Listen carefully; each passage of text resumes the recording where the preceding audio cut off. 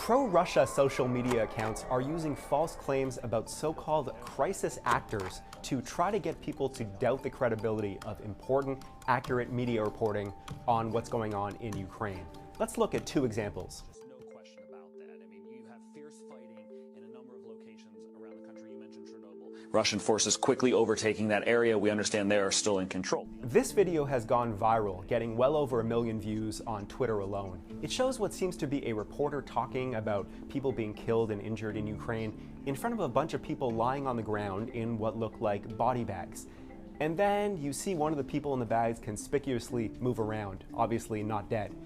This video is being used as supposed evidence that the media shamelessly televised a phony report about Ukrainian casualties, that the media talked about Ukrainian casualties but actually showed actors who were just playing the role of dead war victims for the cameras. But that is not what happened. In fact, this video is a multi-step fake. Let's break it down step by step. That footage of a reporter talking in front of obviously not deceased people in body bags, it is not from Ukraine. It is not even about Ukraine. In reality, this is Austrian news footage about a protest in Vienna calling for action against climate change. The reporter covering the climate protest, which happened more than 2 weeks before the Russian invasion began, did not talk about Ukraine whatsoever. In fact, this reporter didn't even speak in English. This was a report in the German language. Dieser Demonstration, und zwar Michael Spiekermann, der war in Glasgow bei der Klimakonferenz. So where did that Ukraine-related audio in English come from?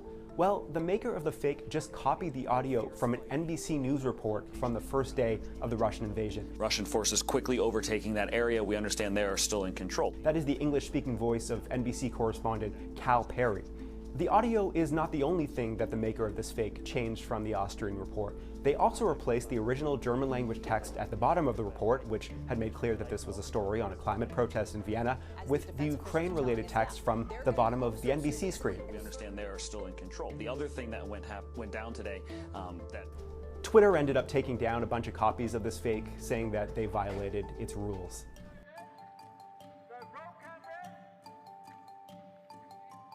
People are using this clip, too, to make the claim that the media is broadcasting footage of actors rather than real people terrified by war in Ukraine. It looks like stage footage of actors, right? Well, that's because it obviously is. But here's the key. This has not been presented by media outlets as footage of people fleeing in Ukraine. Rather, it is just behind-the-scenes footage from a 2013 film shoot for a low-budget independent sci-fi film called Invasion Planet Earth. The scene was filmed in England, not Ukraine. That is a square in Birmingham and the flag of the United Kingdom.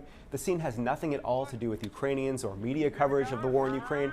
It has just been sitting on YouTube for more than 8 years. Now, I'll add one caveat. There are at least a couple of obscure, low-follower Twitter accounts that have falsely presented these two videos as if they were from Ukraine. But what have spread far more widely are the false claims that Ukrainian crisis actors were behind the fakes, and that media outlets are broadcasting these quote-unquote crisis actor fakes as if they were real Ukraine footage. None of that actually happened.